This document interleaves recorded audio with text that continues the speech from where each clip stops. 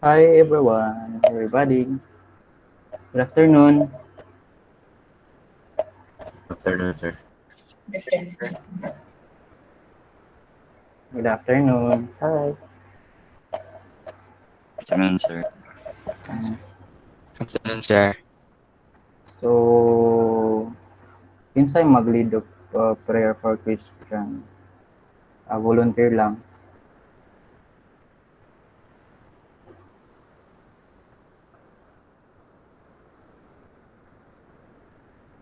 Anyone mag-volunteer?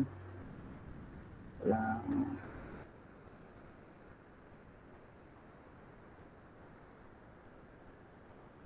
Pick na lang ko. Sige, kinsa.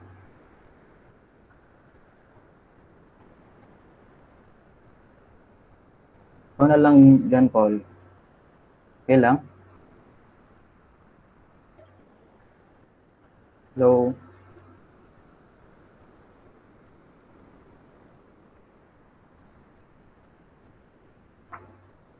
For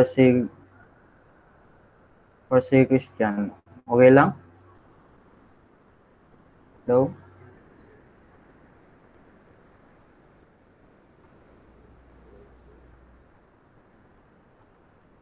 Hmm?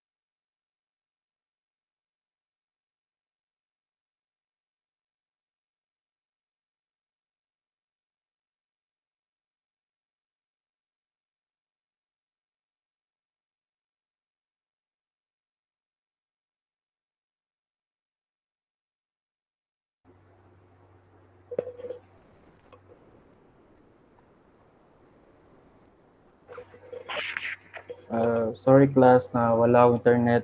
Kinsa to mag-lead of prayer for Christian?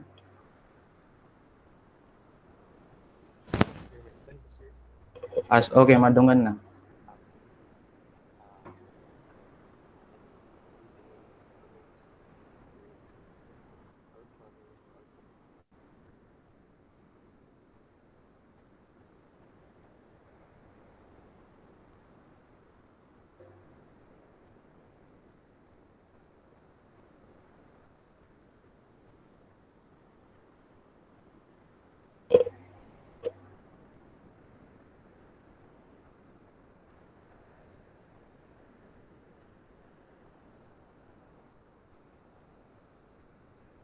Okay na?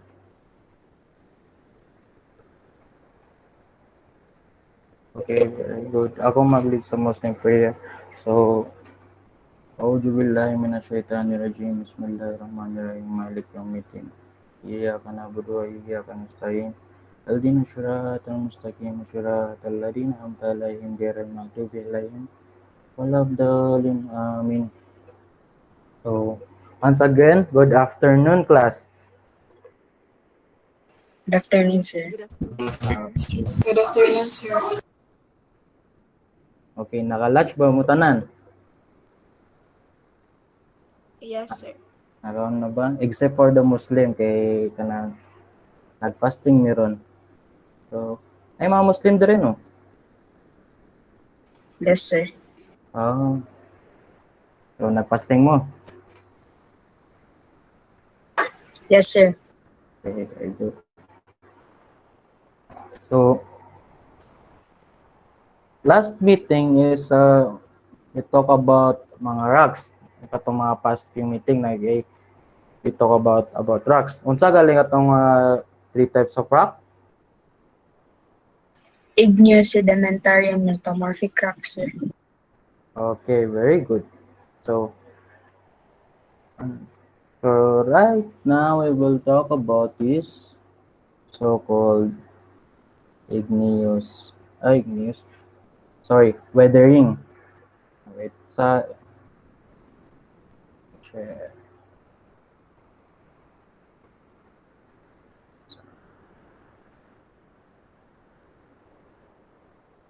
so, magitan ang slide, class. Yes, sir. Okay, very good. So, karon is we will talk about this weathering. So, weathering is what take place when a body of rock is exposed to the weather. So, ang weathering daw is when katong nga rocks is exposed siya sa different kind of weather. So, weathering is the breakdown of a rocks turn into a bedrock into a sedimentary from big rocks to smaller. So, ang weathering daw is kanang na breakdown sa mga rocks and turn into a small uh, pieces or mas smaller pa ato. Weathering is go on all around of us, but seems like such a slow and stable process that is easy to underestimate its importance. Yet, remembering this weathering is a basic part of rock cycle and such a key process in the earth system. So, kani daw si weathering is napod siya mga roles na gi-play in sa katunga rock cycle. So, weathering is also important to human. So, kani mga weathering is also important to us. Importante sa atowa. Even to those of kahit katong mga wala nag-study of geology. For example, many of life sustain minerals and elements found in the soil. So, kato is na mga minerals na element na makita sa soil. And basta mag-plant o plants, tree, and then basta mag-grow na sila, ay mga foods na pwede na totoonin na create nila. So, weathering is a chemical and physical breakdown of our rocks that are caused by reaction between these three different sphere of the earth. First na sphere is atmosphere, which is the gas. Lithosphere, which is the solid, and hydrosphere is siya ang liquid. It's include two main processes that quite different. One is a mechanical breakdown of a rock into smaller fragments.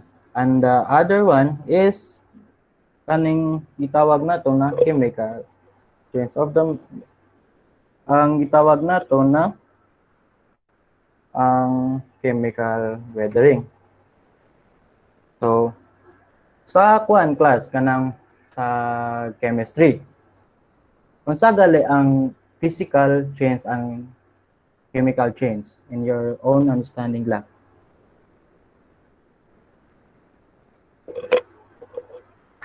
Hello? Wait lang. Sir, madunggan ako, sir. Hmm? Madunggan ako, sir. Oh, madunggan. Oh. Sir, ang physical change sir is the change in the outside looks lang sir, while chemical change is the change in the outside form as well as the inside composition sir. Okay, very good. In ani, the two types of weathering ani sa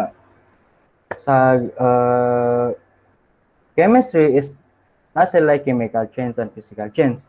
Sa earth science or sa this weathering is natay physical weathering and chemical weathering. So just turn the rocks into smaller pieces, only change the size, shape, and textures. Pare-pare man sila sa katong physical change ang kating physical weathering. Pero lahi lang ilang kuan kanis kay sa rock man ni sila. So ang physical weathering is kanang for example kay na kay tablet ani mo tong gi-crush kanang gimo tong gipang pukpok para ay mo siyang murag sand bitaw. And then kato is na change lang iyang size. Ang tablet is round man to siya. And then kapag ipukpok nimo and ay mo siya murag sand. So ang na-change lang niya ang iyang physical appearance. So sa mechanical weathering involve chemical transformation of a rock into one or more new compound. For example, ani is kanang pag ang uh, pag ang pag ang solid is na expose siya sa water kay may na mga bag-o na compounds na mahimo. So karon is diretsa ta sa kaning physical weathering. Ang physical weathering is na siya forced waging, plant or biological action, wind abrasion, water abrasion, or ice abrasion. So, and last is exfoliation or pressure hull unloading. So, karon direkta sa frost-jing. So, freezing and thawing of the water in cracks in the rocks that causes the alternate the expansion and extraction of rocks eventually break them apart. So, for example, anang nakay plastic bottle. And then katong plastic bottle is gibutang nimong tubig, gipuno jud nimo ang katong plastic bottle of water. And then gibutang nimo sa freezer. So unsa man to? Unsay outcome ato? Gibutang atong plastic bottle na nay water sa sulod. Gibutang na ko sa freezer. Unsay outcome ato? Anyone? Water, sir. Most likely mahimong ice. Okay, may move ice. Very good. So, gibutang na ko ang atong plastic bottle sa freezer and na mahimo siya ice. So, pag kuha mo katong nahimog ice, ma-observe mo na murag siya nag-expand. Murag siya nag-expand kanang di siya katindog og tarong because of nag-expand siyang sa ubos. Pareha po dire. If naay rock and then na siya crack sa sulod and basta mabutangan siya water sa sulod and katong water is freeze to siya and ma-expand katong water sa sulod kay na freeze man to siya na imo siya ice. And then mag-expand katong water sa sulod is ang atong rock is ma-break siya into 2 pieces. So, mo to siya. Ingani. Like, ingani siya. So, na-crack ang kaning rock, and then, naimo siya guys, na-expand. Ang pag-expand niya is na breakdown katong rocks sa katong side.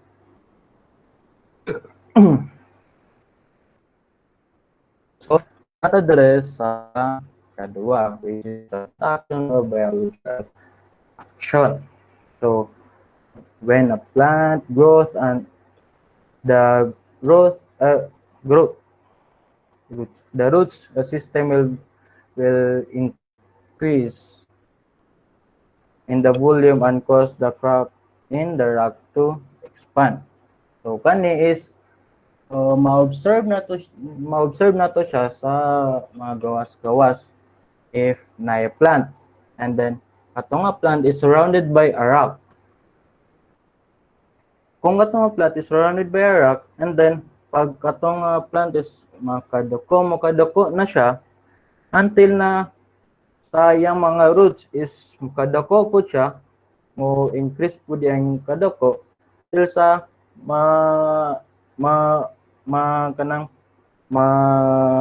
breakdown niya katong mga rocks na nakasurround sa iya, because nag-expand man to siya. Ora siya ingani kani. Na-observe ninyo kanang ang tree is kanang kadako until sa crack niya atong rock na nag-surround sa iya. So, direta sa wind abrasion. When a wind causes sediment to have collision physical weathering result. So, kani is kantong wind na nag-charge toward the katong rock is atong wind is na sa mga dala or na mga na siya naagian na mga sand or mga small particles na yang ibangga dato sa rock, and then pag kanang ma-repeat ang kanang process is ma-polish ang yang face kato sa ikaduhang picture sa ubos niya until na mag-repeat and the rock rotate kato, mag-repeat and the rock rotate. Ingana jud ang mahitabo until na kanang may mga rocks na nahiwalay sa katong rocks until sa mahimo siyang ingani. So kani is ang wind is towards sa tunga motong na murag na kanang nabangagan niyang tunga or nabuslot, and pa-repeat ang process ato. So kani dito sa water absorption. So occurs in the moist and humid climates. The process rounded and regulate sediment. So meaning ani pareha pud to sa ganina sa wind absorption na kani is water nga lang, is ang water is na si mga dala na mga small sand or di kaya mga small particles na naibangga sa katong mga rocks until na steady ang flow until sa kanang naimong ingana ang mga rocks, ang katong rocks nag-surround sa katong river until sa naingani na sila. So tanawan na sila mga buslot because of this water absorption. And then direto sa ice na pod. Occurs in the polar region, specifically in the glacier, when the sediments are trapped within the ice and cave against the bedrock, forming the creation.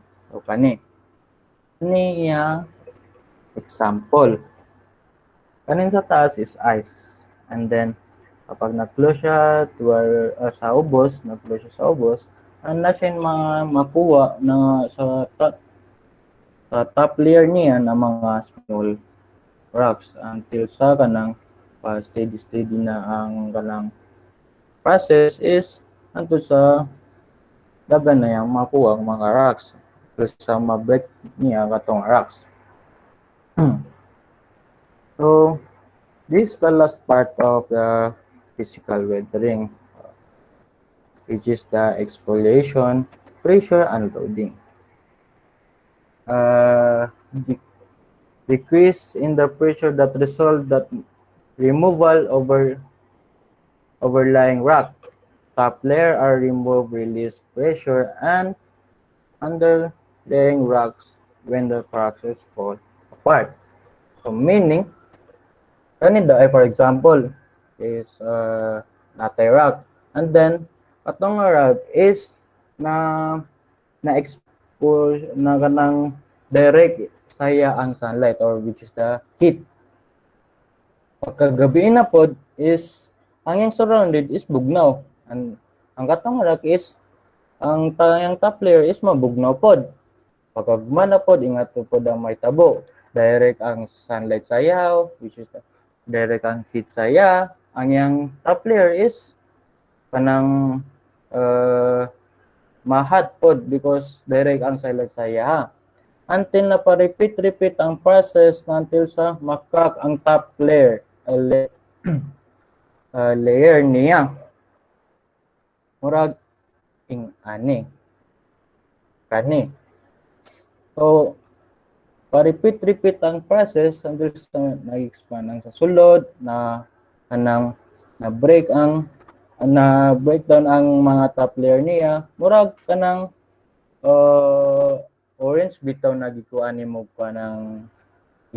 balat. So ing ana ang may tabo. So ang uban is itawag nila dere is onion peeling weathering because mura siya onion na gipangwanog balat. So kani sila tanan ang physical weathering. So moto na pud ta sa kadua, which is the chemical weathering. Ang chemical weathering composed of kani sila oxidation, hydration or hydrolysis, carbonation, and last is leaching or dissolution. But first is kaning oxidation. So ang oxidation is oxygen combined with minerals to form a combined oxidized iron plus oxygen equal to rust. This weakens the bedrock, making it softer and susceptible to weathering. Kani is nay mga kanang mga chemical na combine until sa nadala sa wind, then naimong ingani ang yang naong sa tanaw sa picture. Naimong ingana. So nawala iyang top layer na crack, and then murag na himo nga bag-o nga compound or composition sa katong rock. So dire na punta sa hydration or di kaya hydrolysis. So mineral absorb water and chemical change the composition of minerals. So kani is when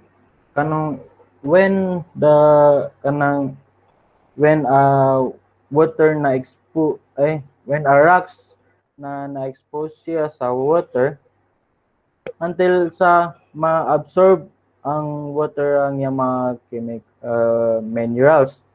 Ma-absorb niya to and then mag-create or mag-change of composition ang katong rocks. Is kani siya is gitawag ni siyang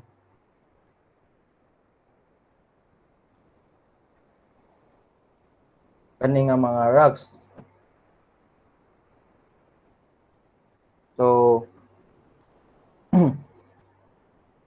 naabot dere sa carbonation. So kaning carbonation when the pollutant like carbon dioxide, nitrogen, sulfur, oxide mixed with the rainwater create acid rain. So kani nga mga katong mga na ay mga pabrika na ma-produce og gases or katong mga sakyanan na produce og mga gases until na katong gases is moabot sa clouds and katong gases is mahimo siya water droplets or mahimo siya rain na muulan. Pag muulan na siya, katong nga ulan is dapat acid rain. So mo-effect pod ni siya sa mga rocks. So, para sa picture na lahi ang yang appearance tungod sa mga acid rain na nahitabo. And the last is the leaching or di kaya dissolution. So, waters and liquid and dissolve most minerals and metals in our environment. So kani, ang pasabot ani niya is when a rock is na-expose siya sa water with a long period of time until nakatong water is malanay niya ang atong mga chemical component na present sa rock until sa mahimong ingana yang naong. So na-change iyang physical appearance because of the water. Then we have here this factor affecting the rates of weathering. So there are naturally three types pod. First is the climate differences, and the second is particle size and shape, and the last one is the mineral and rock composition. So kani siya is called humid, which is present ni siya sa humid. Ang nadere na physical weathering is ang frosting wedging, and ang kaning humid climate is ang present dere atong nasa picture ganina ang water abrasion. So kato kaning cool and humid is present dere is frost wedging, kani is abrasion which is water abrasion. Kani arid climate, ang present dere is ang katong wind abrasion. So pareha pod dere sa hot and humid, ang present pod dere is wind gyapon because tanawa also pwede pod dere ma-present ang water abrasion. So there is a particle size and shape.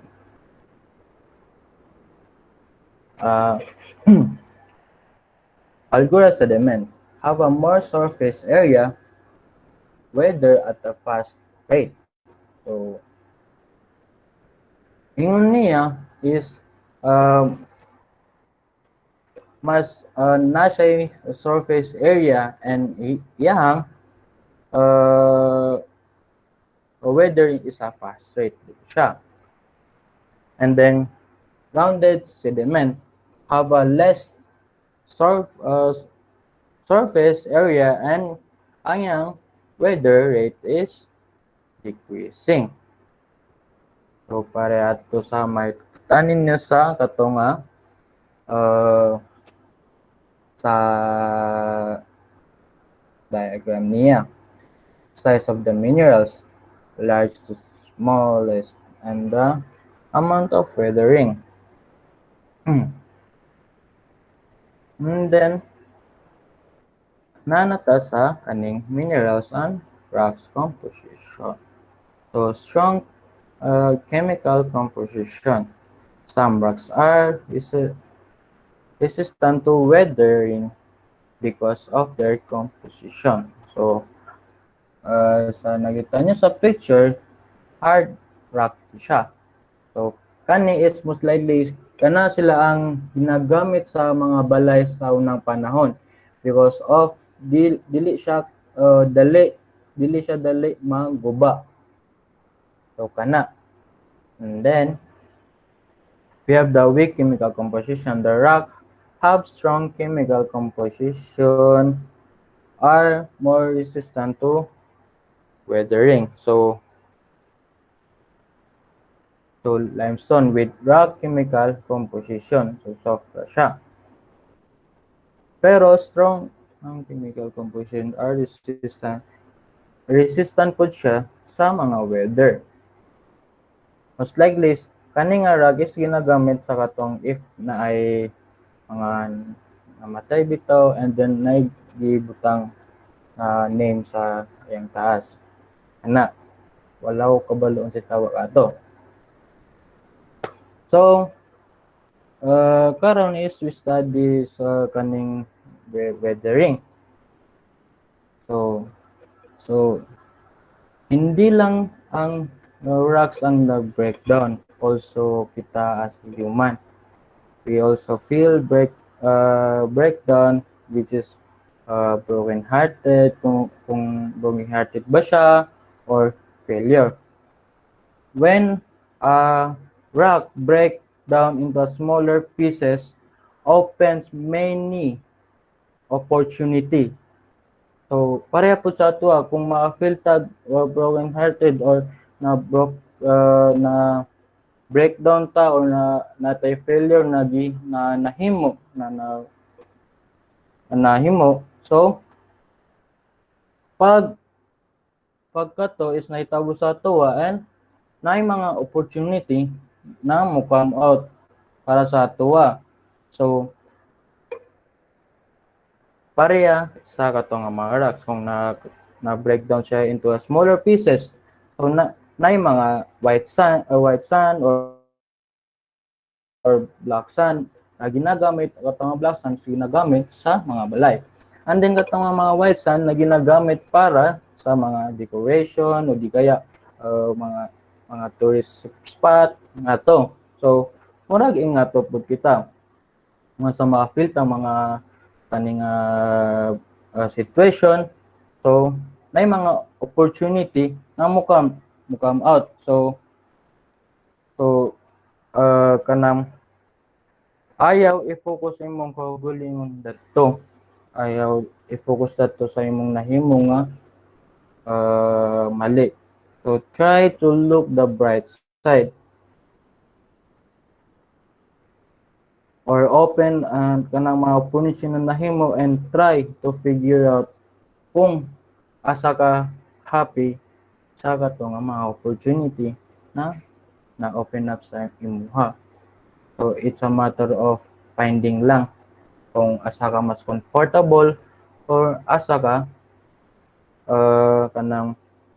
mas happy sa katong mga imong gipangita.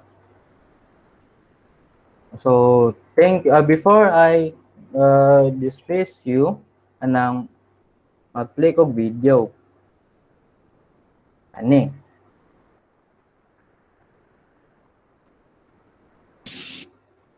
Class, pakita ninyo?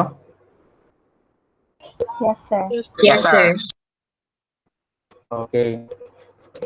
Mandung ganda. It's 17 most unreal rock. Nadungkan na, sir. Okay.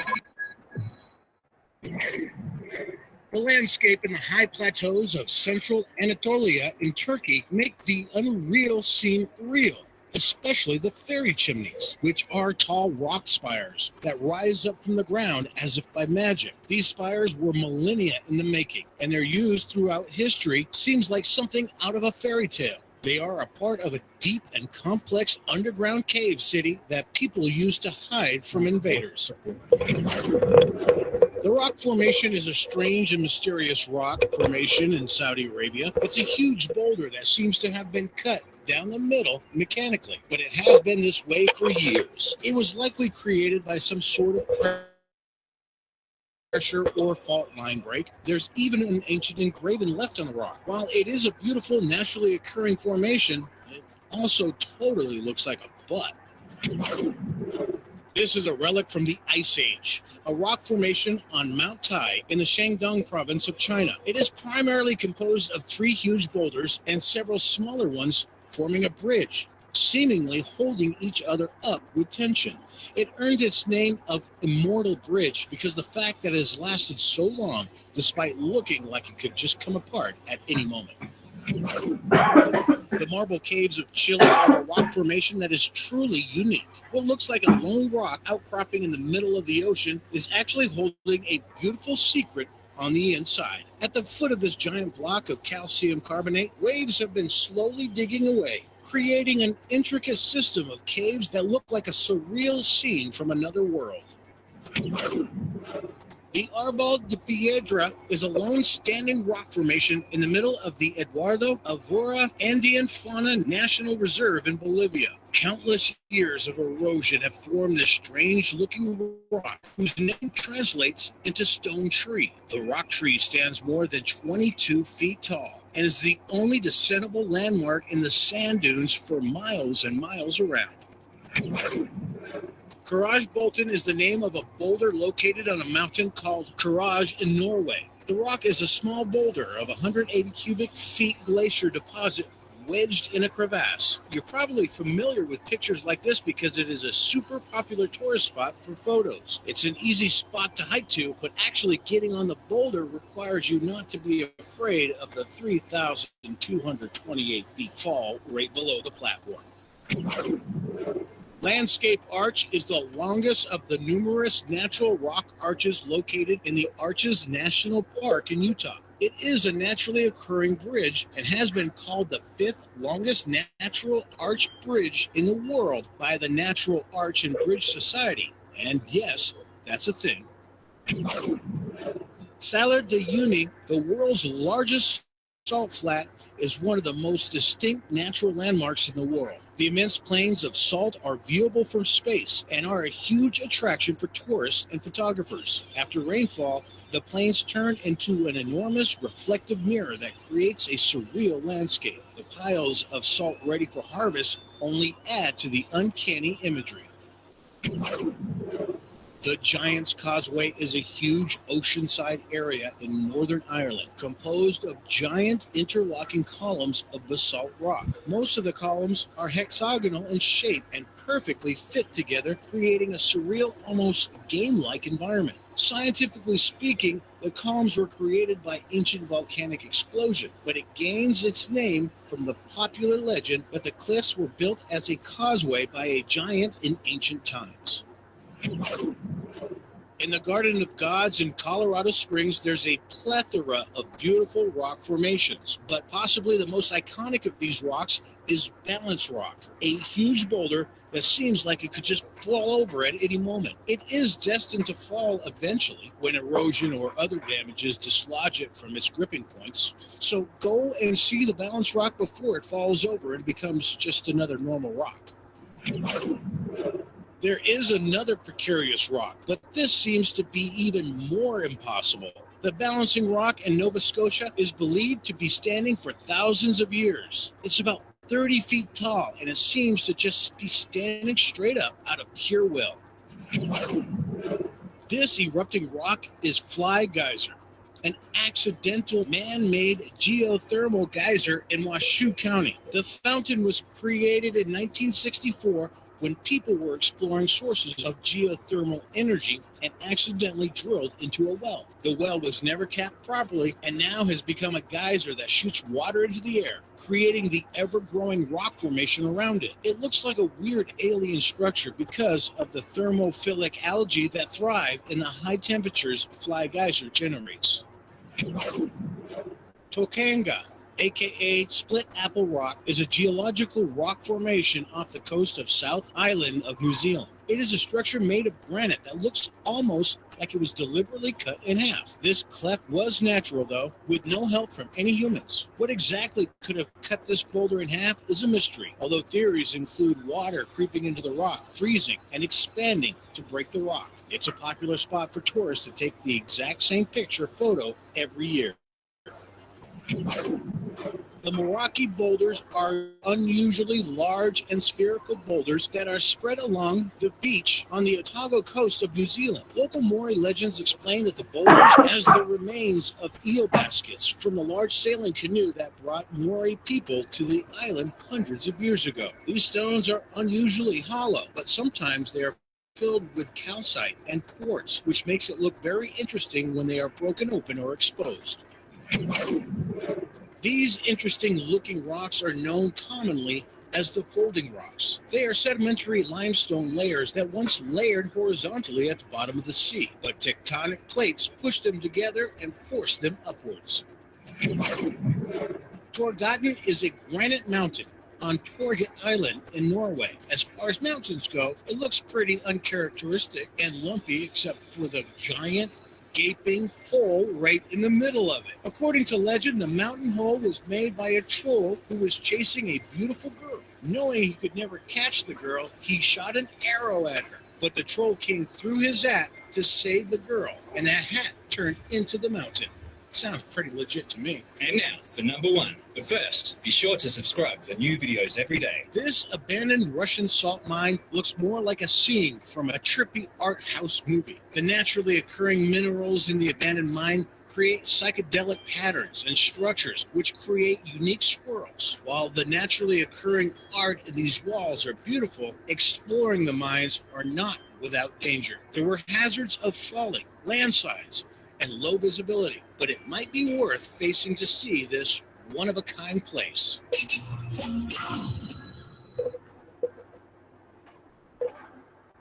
It's Okay, ahora to. So, is there any question? No?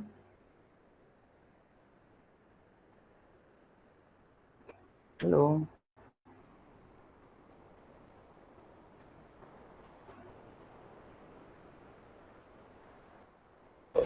Hello? Is there any question, class? None ata, sir. None so far, sir. Okay. If none, okay, class dismiss. Thank you for coming. And goodbye, class. Goodbye, sir. Thank you. Bye, sir. Thank you, Bye, sir. sir. Thank you, sir. Bye, Bye, sir. sir. Oh, thank you, Pod. Thank you.